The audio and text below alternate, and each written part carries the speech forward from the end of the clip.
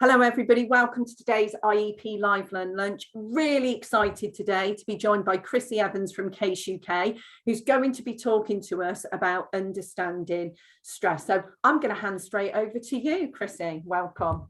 Fantastic, and thank you for having us. We're really looking forward to this session, and any questions that you have, please pop them in the chat bar.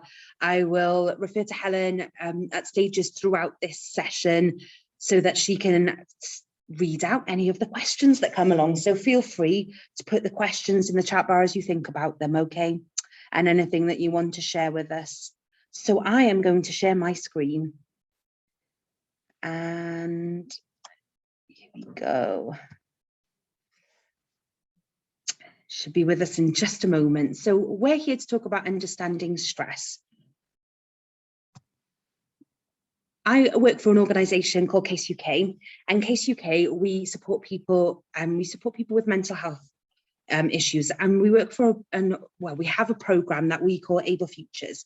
Able Futures is something that I'm going to talk about at the end of this session. What I want us to learn throughout this session is what it looks like when we're stressed, things that we can notice in ourselves, and things that we might notice in others as well. So my name's Chrissy, and I'm looking forward to this.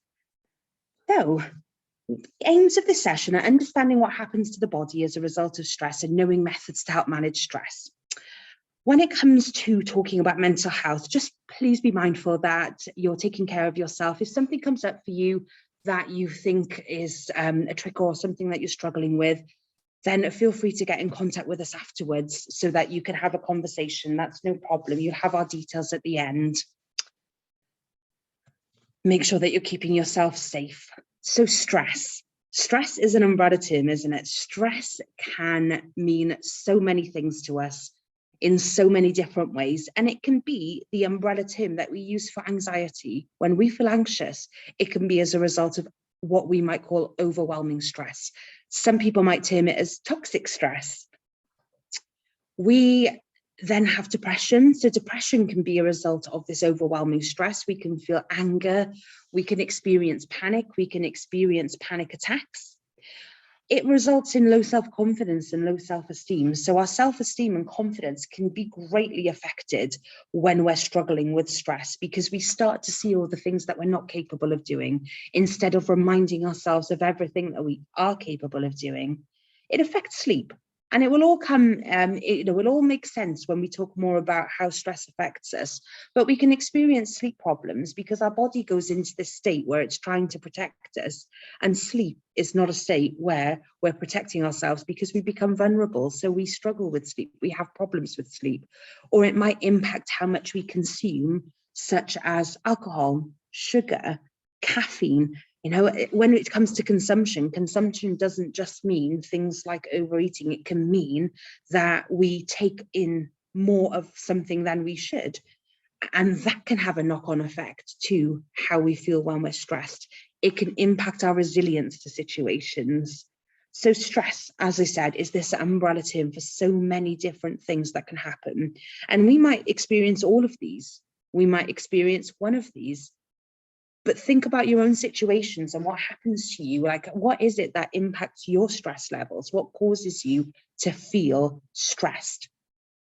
And I will say that some stress is motivating, isn't it? Some stress can be great. That stress that, you know, makes me strive to be able to meet my deadlines, to do things I want to, can be great. But that part of me that might start procrastinating because I feel so overwhelmed, that causes me to feel panicked, which then impacts on my anxiety, which then causes me to either miss deadlines or to not produce things in the way that I normally would because I'm feeling so overwhelmed. That is when it's something that's very overwhelming, isn't it? There is a spectrum of stress. So just as everyone has blood pressure, everyone has stress. So we all have blood pressure, don't we? But do we go around thinking, I've got blood pressure? Or if you have a problem with your blood pressure, do you think about it? So we don't just sit thinking about blood pressure all of the time, but if we have a problem with it, I guarantee it's on our minds. And it can be the same with stress. We all have stress, but Do we go around thinking about it all the time? Is it something that's problematic? And it can be as individuals, it can be if you're working with others.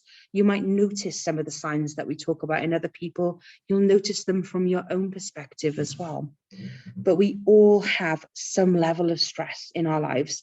I'd love to be able to sit here and say that I could eliminate everyone's stress, but I'd be lying, wouldn't I? We all have a certain amount of stress. It's how we then deal with it that makes the difference for us. So that takes me on to this idea of an internal thermometer. We all have stress, but where does that sit when it comes to how stressed we feel?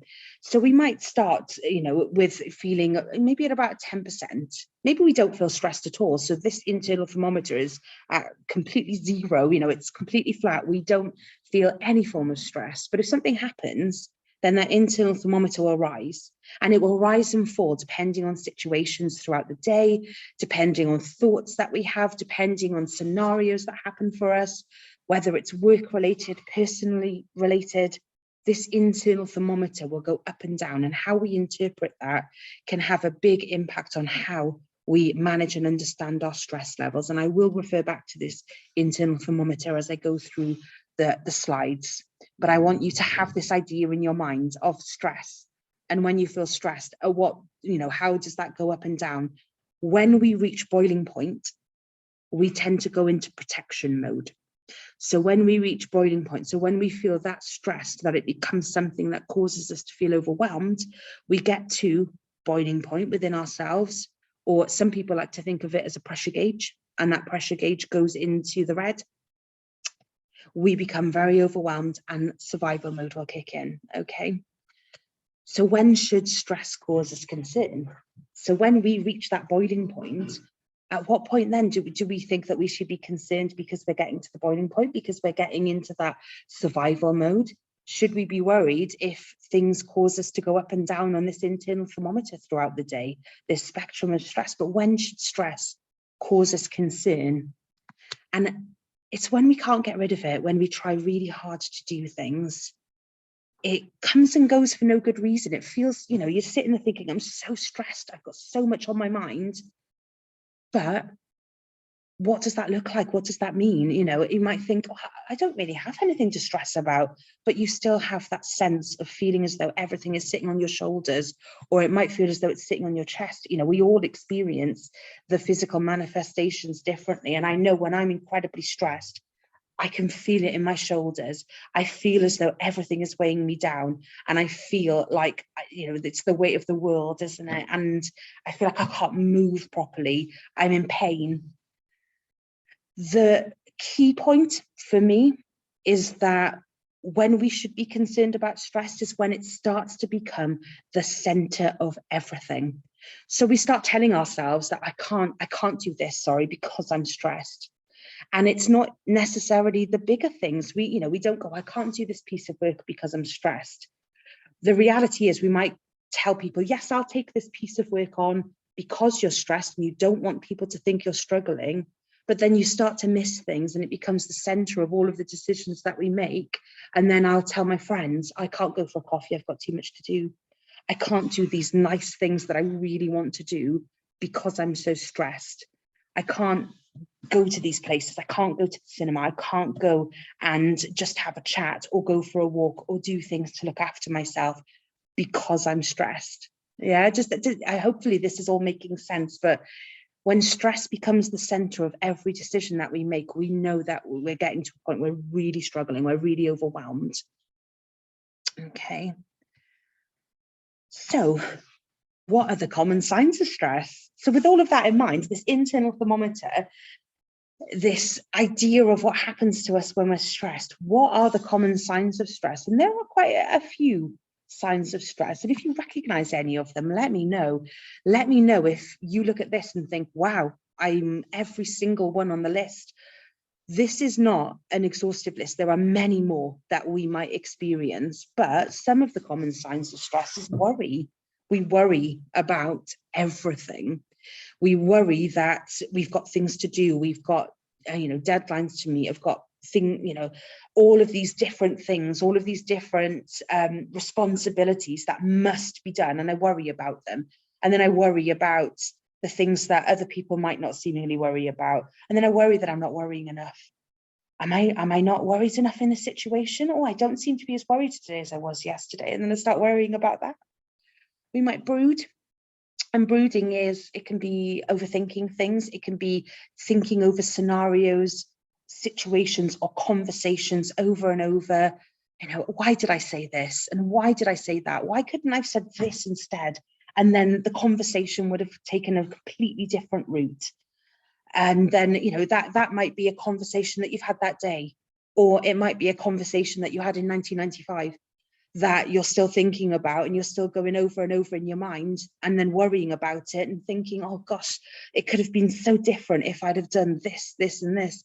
And the reality is the other person doesn't even remember the conversation. They might not remember the conversation you had last week, let alone a conversation you've had like 30 years ago. But sometimes it can be that we become a bit of a time machine, and we take ourselves into the past and worry about all of these things, and we brood over all of these scenarios. And then we take ourselves to the future as well and think of the possibilities and the what ifs and what will happen to me. How am I feeling about this, even though it hasn't happened yet? And we don't spend very much time in the moment when we're really stressed. We might experience anger. And anger can be, again, on a spectrum. We might feel a little frustrated.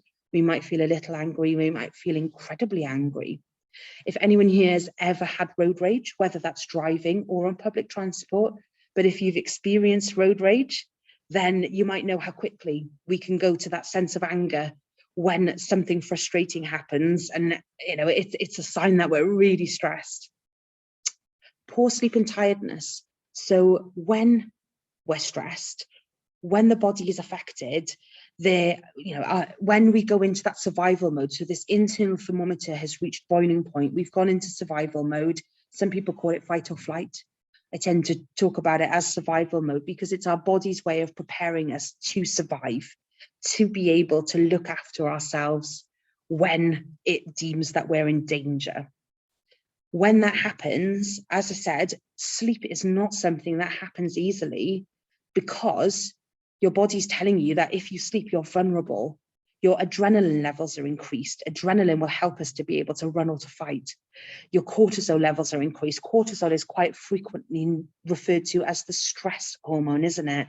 It's when that cortisol level increases, when the acid levels in the body change, all of this will then result in some of the things that we're experiencing here. That poor sleep or tiredness is because your mind is in overdrive. You're thinking of so many different things, or your body is aching from feeling so stressed all the time. And then it results in not feeling as though you can sleep very well. You're not getting the right quality sleep, or you're not getting enough hours sleep. And then you feel tired, and tired impacts on resilience. When our resilience is impacted, it actually has an effect on how well we deal with stress. And it can make us feel more stressed. It can be a vicious circle, can't it? We might have a sense of feeling worthless or hopeless. Our confidence is affected. Our self-esteem is affected. We feel irritable. We feel irritated by little things. Things that we might notice that bother us start to become exacerbated. We start to notice them even more. Habits that other people have, or you sat there and you notice things about other people that start to irritate you. You notice things about your own behaviors that irritate you. You might experience panic attacks, feeling on edge, or poor concentration, not being able to stay with something. If you're feeling stressed in this moment, then it's quite likely I've lost your attention and you're not hearing what I'm saying because you feel stressed. You're not doing it on purpose. And I know it's not me. But because you're feeling stressed, you might find it really hard to focus on what's being said, because you're sitting there worrying about all of the things that you've got to do, or you're unable to switch off, or you're waiting for the worst to happen, or you're telling yourself the scenario because it always goes wrong and it's always the worst case scenario. We catastrophize. We can become tearful very quickly, and then we consume more than we should, whether that is alcohol, sugar, whether it's eating too much, whether, or sometimes it's not having enough, just not looking after ourselves, too much caffeine as well. And at that point, I can see quite a few things coming through the chat box. I'm just going to hand over to Helen for a moment so she can just bring up any questions that have come up. if that's okay with you. Absolutely. No questions at the moment, but we've got lots of people are sort of commenting on the content. So Donna was saying that sort of concentration goes first for her. And I was saying, yeah, I'm a worrier that wakes up in the middle of the night. So we're all finding the sort of things, those early signs. Kerry says she's much more irritable and experience insomnia. Yeah, I if I'm honest, I probably do most of these, if I'm being completely honest. Shannon said a couple of things she's learned is I always consider your diet when you feel stressed for no reason. Low anxiety can often come from dehydration. So your body feels stressed and this affects your mental processes. Also, being mineral deficient has a definite knock-on effect on stress and your body being caught in a survival loop. And Donna says she used to suffer from lots of these or most of these when she was a teacher and thought that when she stopped teaching, she'd be cured. But she feels like she's brought it with us. I can really empathize with that. We think that if we just change one thing, don't we, that all of these things will disappear, like it's a magic wand. And the stresses will disappear. But, you know, modern life's stressful. Would you agree, Chrissy, that it's not just work? Sometimes we focus on work and we think work is what's causing our stresses. But actually, it's everywhere around us, isn't it, these days? It is. And one of the things that I would comment on that, when we've learned to create a very quick moving internal thermometer, we find that even when we've left something that has created the quick moving thermometer, so the quick reaction to survival mode, even when we move on to something new, that survival mode, when we haven't repaired and slowed that down, we find that we still feel that quick moving, jumping straight to those stressful thoughts, those stressful ways of dealing with things. So it doesn't stop as we think it will, because we've changed the situation and we need to do a little more around being able to help and maintain with that. But like I say, personal experiences, work, it can all have an impact. Oh, yeah, definitely. And we've had lots of people liking already the thermometer idea, so I think that's one we'll all be following up on. Fantastic. And I think it makes sense, doesn't it, when you think of having an internal thermometer, because you can sometimes feel that sense of stress rising, and it feels like a thermometer, doesn't it? It feels like you're getting to that boiling point. Charlotte's just commented that she's started integrating facial exercises into her daily routine to help lower cortisol levels, and it seems to be helping. I think that's a really interesting one, because that's one you can do, isn't it? You don't need any equipment or anything. You can just sit and do them. Do you know, yes. And there are some things that, things like that, it can be really helpful, can't it? Certain pressure points as well. You find that something that is a really easy way to sometimes help manage that internal thermometer going up. If we do exercises that help us to feel grounded, so sometimes touch can help us feel grounded, because you can't feel touch in any other moment than the moment that you're in. You can think about it, but you can't physically feel it. If you take your finger to your thumb and just press them together, then sometimes that can help just enough with the grounding to stop that internal thermometer moving as quickly. There are other things that you can do as well. There's lots of things, but thank you. That's really helpful. Really good to share tips, isn't it? Things that we might not think of. Excellent. Yeah. So that's everything right now, Chrissy. Fantastic. I shall move on then. I've got lots of things left to talk about. So stress can be caused by many different factors. There can be so many things that cause stress, and sometimes things that we might not realize are having such an impact. But what we tend to do then is focus on what keeps it going. So maybe we felt stressed in the workplace, but that doesn't mean that when we're at home, we're feeling stressed because of home life. It might be triggered somewhere. And then it's the other factors that we start looking for because we're in survival mode and we're scanning and looking for danger everywhere. And we find it because we're looking for it. If you go actively looking for something, you will guaranteed find it along the way. And what happens to us then is we focus on those factors, and that is what keeps stress going, rather than it being the initial thing that triggered the stress in the beginning. So once stress gets a grip, it tends to keep a grip, okay? And once stress gets a grip, our self-esteem and self-confidence drops. And that can happen very gradually. It's like chipping away ever so slightly at our confidence. If confidence was a brick wall, if I took a few chips out of it, I wouldn't really notice. But the more chips becomes a big hole, you know, brick by brick, it becomes a gaping hole in confidence, self-esteem, and self-worth.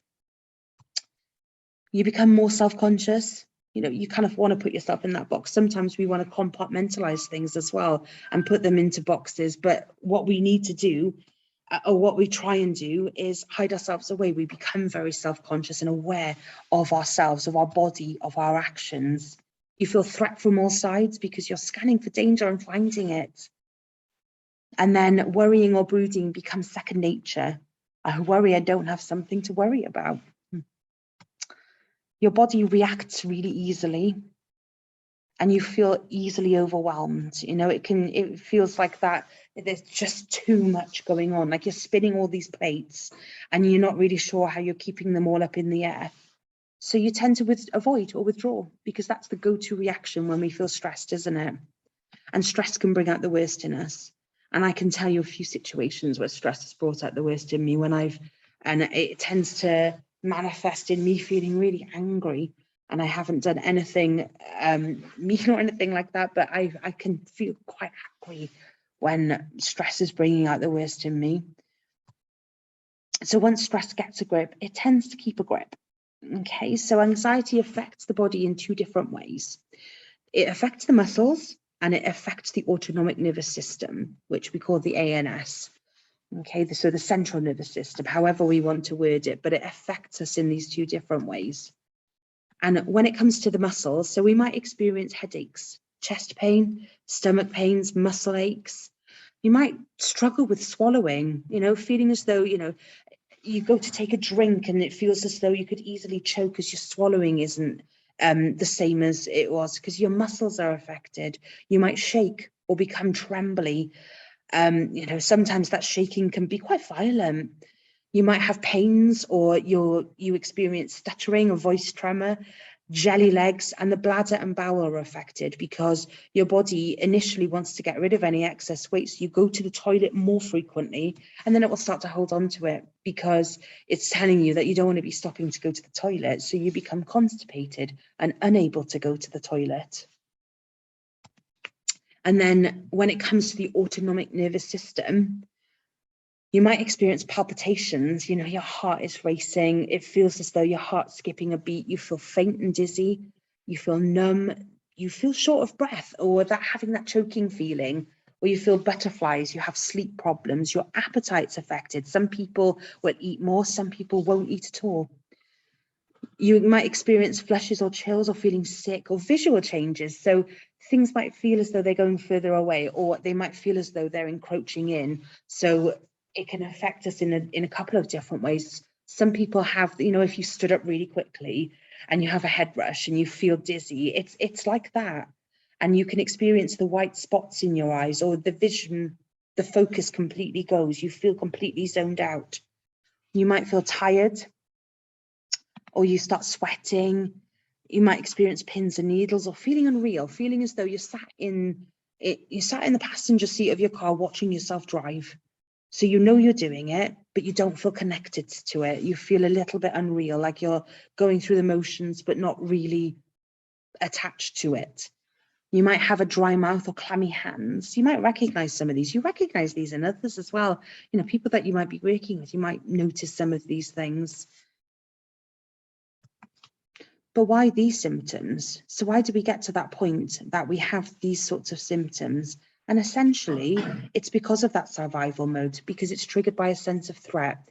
And it's not just threatening situations, such as, you know, if I'm in the same room as a tiger, my sense of threat's going to be triggered, isn't it? Because I'm going to be really scared. But when my sense of threat is triggered because I'm scared of going into Asda to go shopping, you know, simply because I can't stand in a queue. What if someone tries to talk to me? What if I do something silly? Oh, what if I drop things on the floor? Or, you know, that there was potential what ifs. But when that sense of threat is triggered because of how I'm thinking about something in opposition to an actual threatening situation, our body doesn't know any other way to react. So it will trigger the exact same survival mode, whether it's us thinking about something negatively or whether we are actually physically in danger. Which, you know, if I am physically in danger, I want that sense of threat to trigger, but I don't want it to trigger when I'm thinking about going shopping. Which might just be one, but why these symptoms? So it's the stressometer, isn't it? This pressure gauge. If we're in the green, we're feeling all right. We're dealing with things well. Our common sense is telling us what we need to be doing. We're able to manage our stress. But as things start to go up and up, we find that that stress is overwhelming. Common sense has gone out the window. We can't hear common sense anymore. And everything that we do is based on that stress voice telling us what we cannot do. You're not capable of doing this. Why are you even trying? Even though, you know, of course I'm capable. I'm capable of stepping inside a supermarket. I know that I'm capable of doing that, but my stress mind is telling me that I cannot do it because I'm not capable. Yeah, it becomes something that's overwhelming. We need to be able to do something to be able to combat that. But what's happening to us when we get into that survival mode? Our heart's beating faster. You know, our heart is pumping 5 times as much blood around the body so that it can get the nutrient, the oxygen then that it needs in order to fight or to run. But what then happens as this oxygen, so we start to breathe quicker or we breathe deeper, but as this oxygen in the body increases, our carbon dioxide level decreases, which then causes us to feel dizzy and faint and have a lot of the symptoms of what happens to us when we're panicking and having a panic attack. I got to be honest, I could talk about this for hours. There are so many things that I could tell you when it comes to how we're impacted. But our muscles tense, our sweating increases, it helps with lubrication, it helps to cool us down to be able to fight or to run, but it also makes you very difficult to keep hold of if you're fighting with somebody. The bowels and the bladder loosen for the reasons I said earlier. Your body's getting rid of that excess weight. The pupils dilate in order to improve your peripheral vision. Digestion and salivation slow down. And then that's because your body's telling you you're not going to be needing these things in these moments. You're fighting, you're running. So digestion and salivation slowing down the functions it doesn't deem necessary to optimize your chances of survival. Vigilance improves. And just, sorry, to go back to the previous point, this is how people end up experiencing stomach problems. It's linked to IBS, it's linked to pain. And sometimes we sit there with stomach problems, not realizing that actually it's very much linked to stress. And vigilance improves, anticipation improves, sexual function declines. And some of these things don't come back, which is why they can be so problematic when people are in that fight or flight mode, because it has an impact on other things in life as well.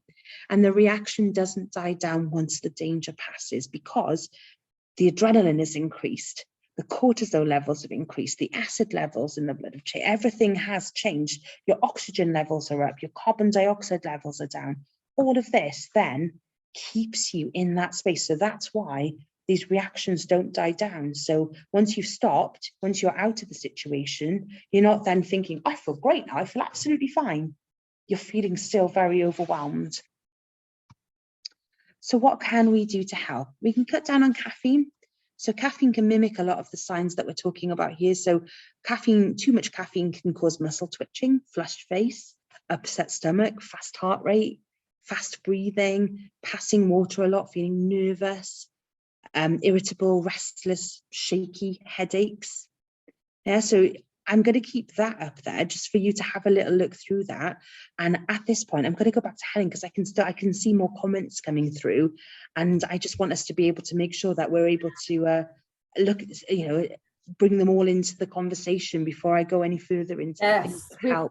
Yeah, people are really engaging. So let me see. Right, Donna was saying how to deal with her thermometer and to sort of switch it off. She works from home, so she'll go outside in the garden, and it just helps that, like you were saying, grounding and that change in that focus. So good suggestion there. I agree. For me, it's a walk along the beach. I'm blessed. I live quite close to the beach, so I'm lucky I can do that.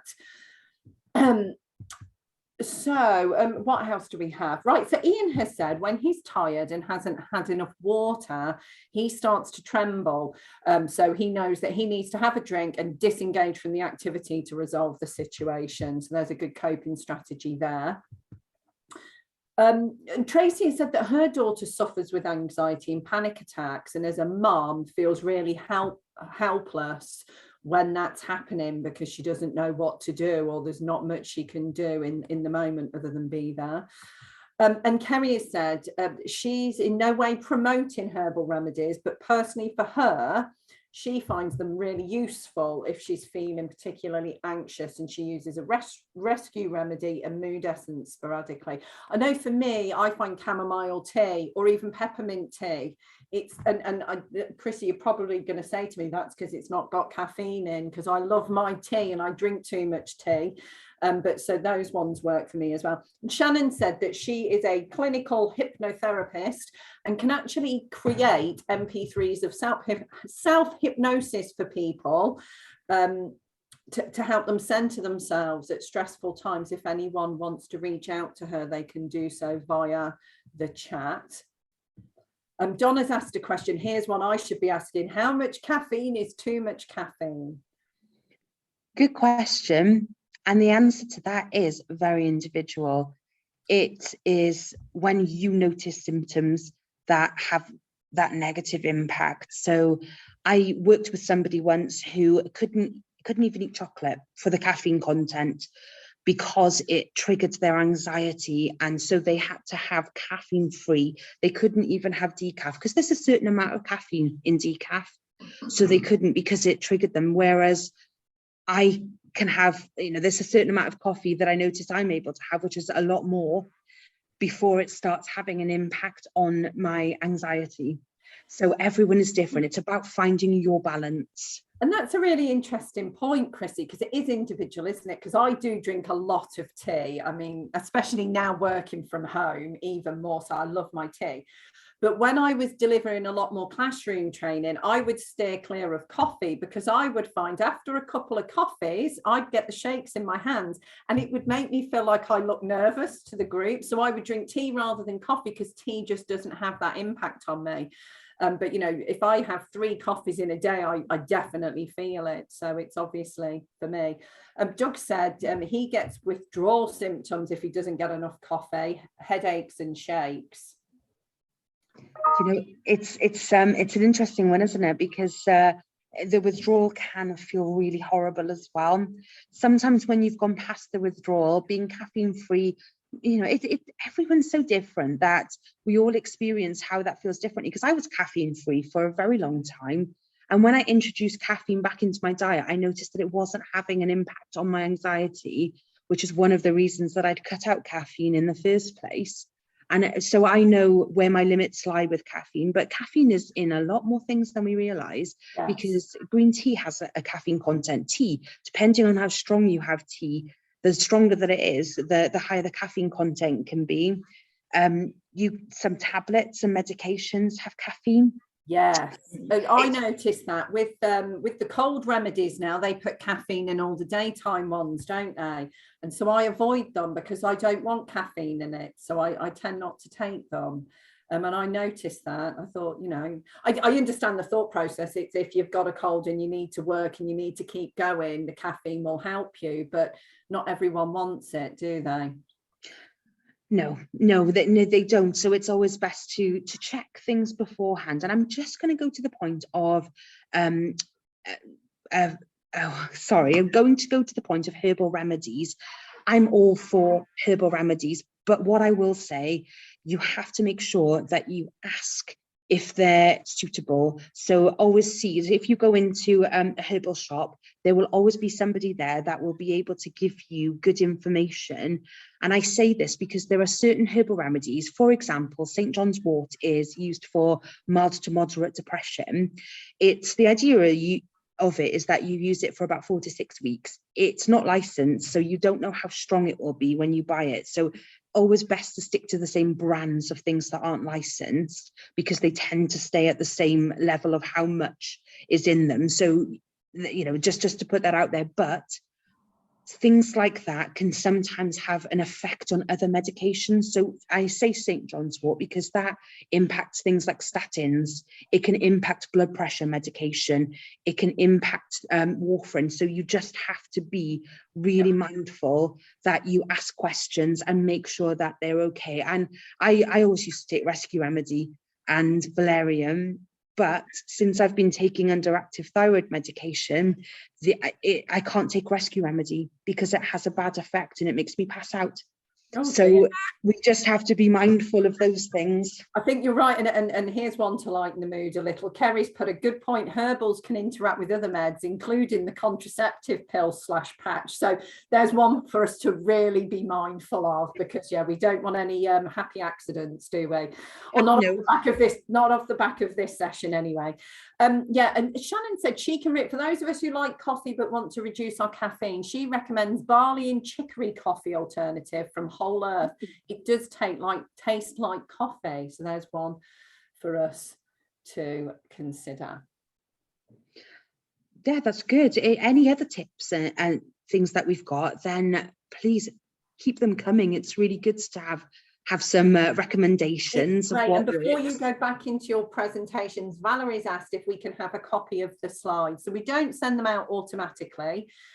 We do normally share the recording via the YouTube channel, but it is, it is personal preference of the facilitator. So if there's any particular slides anyone's interested in, as I say, they will be via the YouTube channel, and we can ask for details to be forwarded. Okay. Back over to you, Chrissy. Oh, that's no problem. And do you know what? I know I need to be mindful of time, but just going on to the comment about the contraceptive pill and the patch, I don't know if anyone remembers when Booty came out, and Booty is a slimming tea. And there was and at the time, and this is years ago now, but there was a big thing about Booty babies because people didn't realize the effect that this slimming tea that they were drinking was having on the pill. And so they were conceiving. And so they were all called Booty babies because it happened to quite a few people, because it wasn't something that they realized about. And if you Google it, it's quite a bit of information about it. It's or there used to be anyway, but I am definitely going to be looking that up, definitely. Booty babies. Now, you wouldn't realize that was to do with tea. You'd make assumptions it was to do with something else, wouldn't you?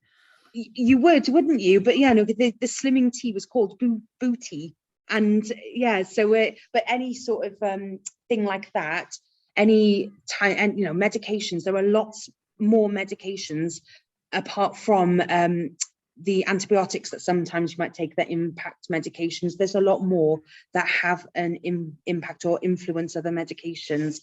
Always good to ask. Right, really good advice there. Fab. So other things that we can do to help: exercise can help with leveling out some of these hormones that we've been talking about. So that increase of adrenaline can be managed with exercise, because the increase of adrenaline is something that happens so that we can do something physical. It happens so that we're able to run or to fight. So if we do some exercise once we experience that survival mode, then that can be really beneficial.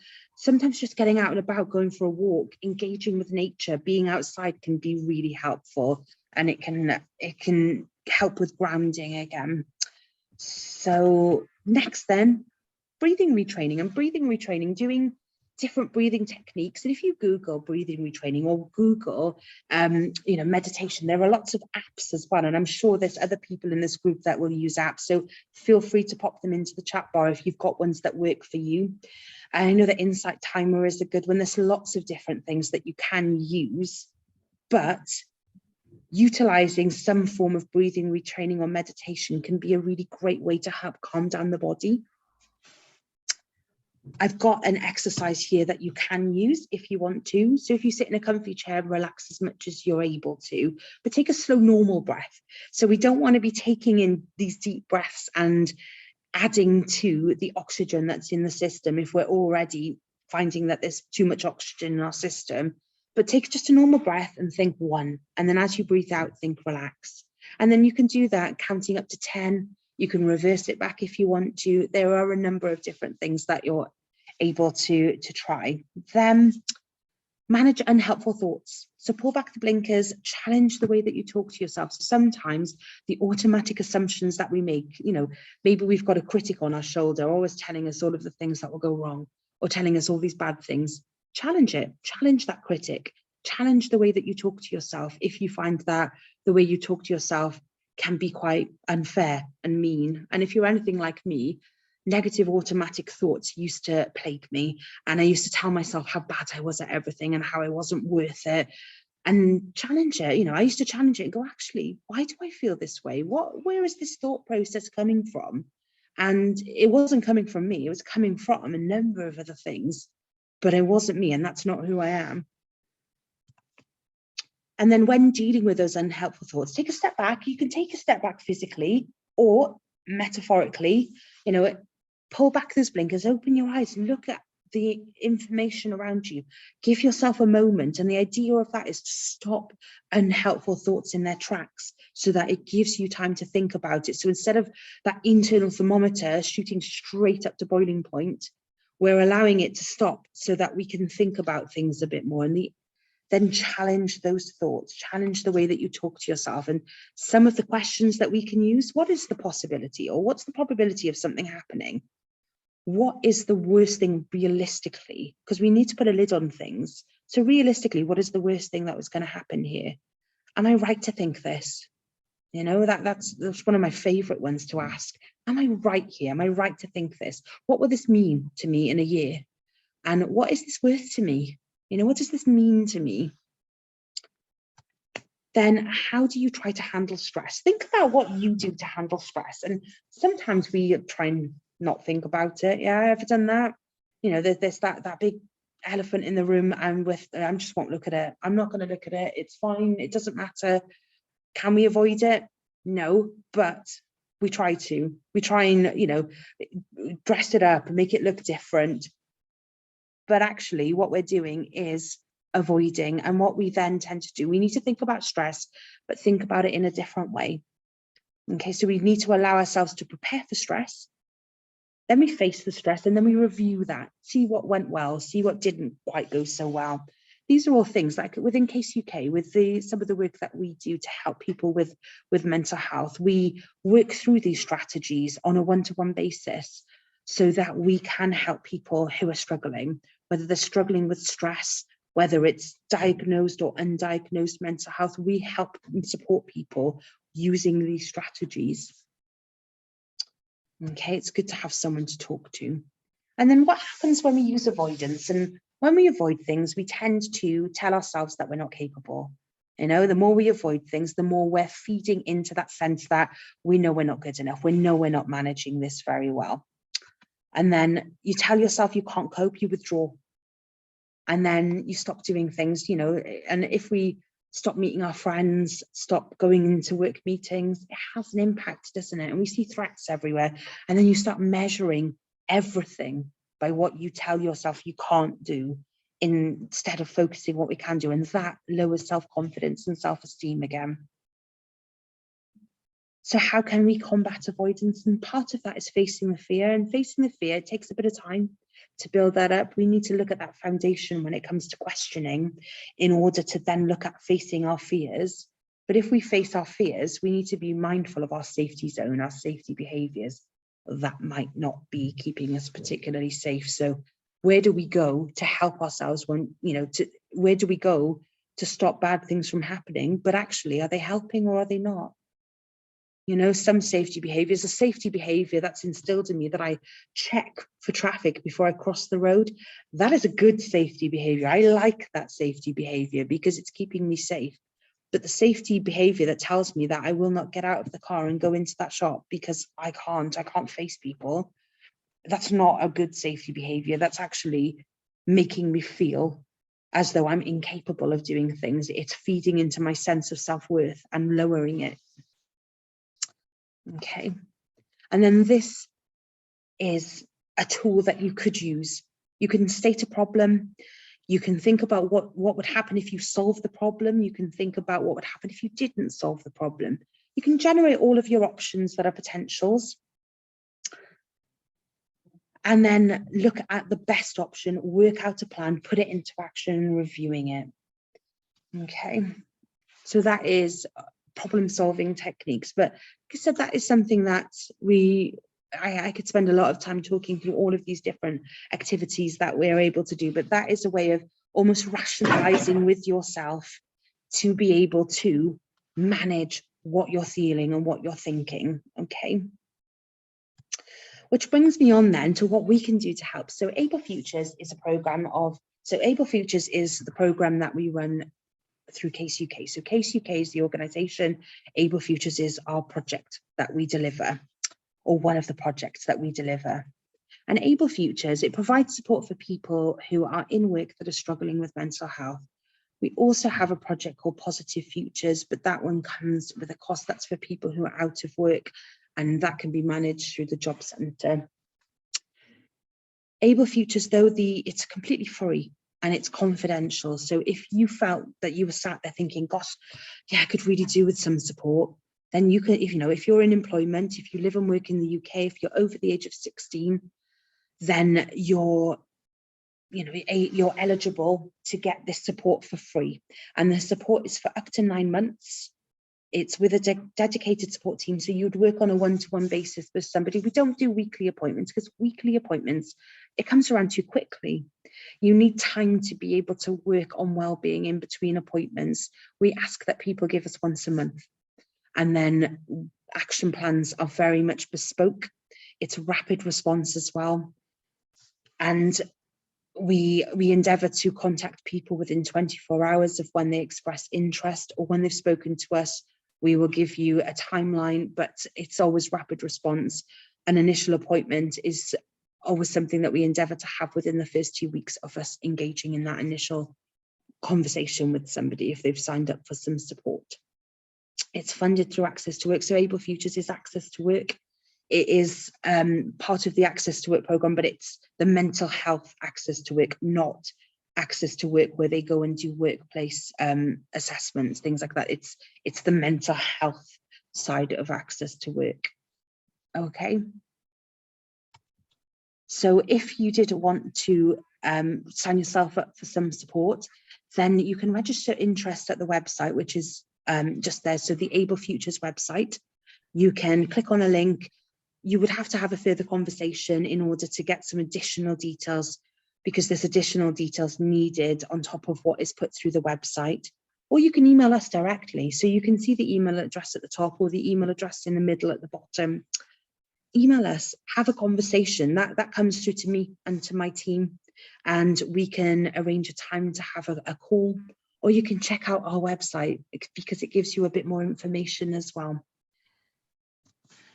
So with that in mind, if anyone's got any further questions about Able Futures, or if, I don't know if anybody wants to say anything else, is there anything that you'd want to add? Oh, well, we've got some questions just here. So one question is, is someone eligible for Able Futures if they're registered with other programmes?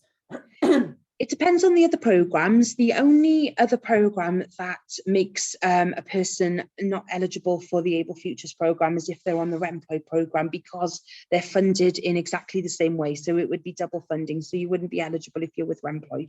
Okay, that's good to know. And is this offered nationwide?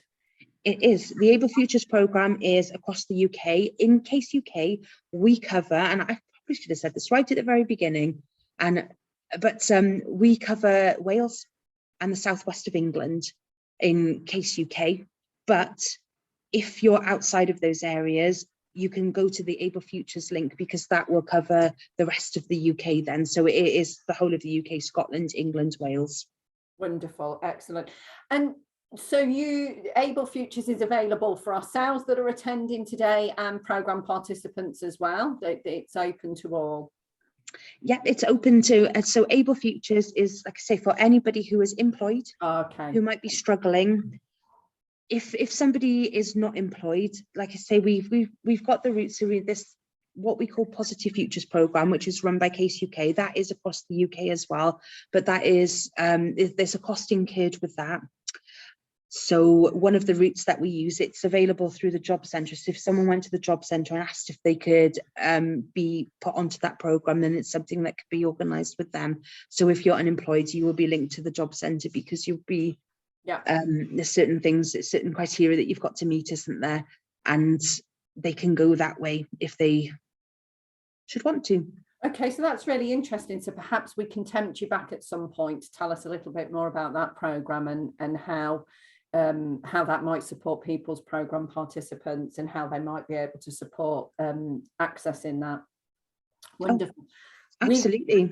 That's all the questions that we've got at the moment. So I always say this, if anyone does have a question but you don't want to type it, we've got a tiny bit of time left. So if there was anything that you wanted to ask but you've not had an opportunity to, now is the moment.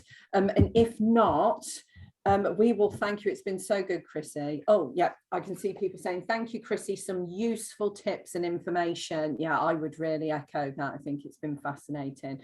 And it's so good. I think we're all going to be going away thinking about our thermometers, aren't we? That's going to be absolutely what we're all thinking about over the coming days. Yeah, definitely. I can't, there's so many. Thank you so much, Chris. I know, thank you. I appreciate it. I can't read all the names out. That we've also got people saying they'll be cutting their caffeine. I wish I could promise I was going to do that. I'm a little bit the tea.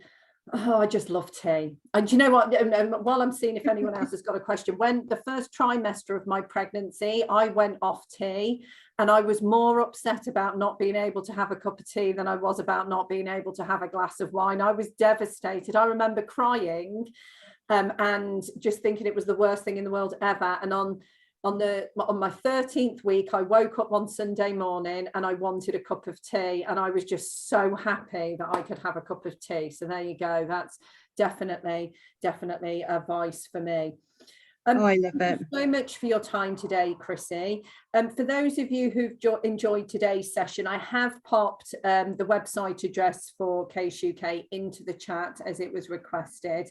But if you do want to contact Chrissy, you can always contact me and I will pass your details on. That would be fantastic. Thank you so much for a great session. We've really enjoyed it. So, and I will be contacting you hopefully to borrow you again for an hour for another session. That would be wonderful. Anytime. Yeah, I will hold you to that. We've got it on record as well. That's why I always do it live in the group. So I have evidence. That's wonderful. Thank you so much. So thank you everyone for spending your lunchtime with me. I say this every week, but I genuinely mean it. There's lots of things. You're all very busy and there's lots of things you can be doing with your time. So spending an hour with me every week is an honour. It's a privilege, and I'm very grateful that you do. We try and make sure that this hour has a learning outcome for you, and you feel that you've spent your time wisely. We know how precious that is. So what I'm going to do next week, we're going to have a slightly different session. So next week, what I'm going to be doing is having like an open session where I'm going to invite all of the LiveLearnLunchers along to tell me what you'd like to see in future sessions. So you can come along and have your say. You can give me feedback about previous sessions you've been on. What did you think was great? Were there any sessions that you'd like to see more of? Is there anything we've never covered that you'd really like to see covered? So it will be informal. We won't be recording it particularly because I don't think anyone would want to sit and watch us all chat for an hour about what we want coming up, but I would invite you all to come along and just have your say. If you haven't got time to, I completely understand that as well. Drop me an email and let me know what you would like to see. So we will be sending out information on that via the Learning Network e-bulletin, if you haven't already seen it. Just a couple of other things to make you aware of in case you're not aware already. Friday is Employability Day, so there will be things taking place across social media and across organisations as well. But Employability Day is fantastic. It is an opportunity to celebrate your achievements, celebrate your colleagues, the staff that you work with, drive understanding of what we do as a sector and raise public awareness and have some fun. So please do try and find out what Employability Day activities are going on near you this Friday. Our next regular IEP Live Learn Lunch is going to be a little bit different to usual because it's going to take place on a Thursday, not a Wednesday. And that's on Thursday, the 30th of June. And it's actually a rescheduled session. We had our Star Wars special on May the 4th, and we had some problems with that. So we've rescheduled that because it was so popular. And that's going to take place on the 30th at 12 o'clock as usual, but on the Thursday. And this is going to look at, it's going to look at supporting ex-offenders, and we're going to look at exploring disclosure and the support that you can give. It's going to be great. Those of you who came to the first session will know how great it's going to be. We're going to be joined by one of our fellows, Kevin Moore, and we're also going to be joined by Jerry Key, who's going to take us through his experiences. So if you can, it's all on the Learning Network e-bulletin. Please do join us for that, and I'll look forward to seeing you all next week.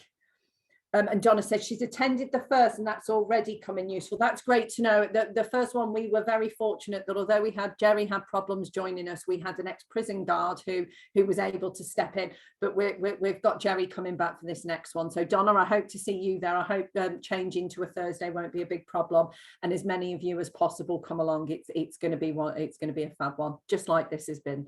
Wonderful.